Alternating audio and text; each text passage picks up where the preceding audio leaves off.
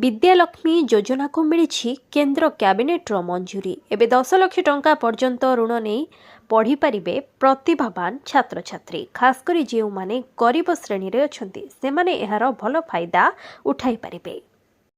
अधारू पाठ पढ़ा न छाड़ी पिला माने जेमिति निज पाठ पढ़ा कंप्लीट करि परिबे से नहीं केंद्र सरकार यत्नवान होइछंती, किंतु एथिपाई किछि क्राइटेरिया रहिछि।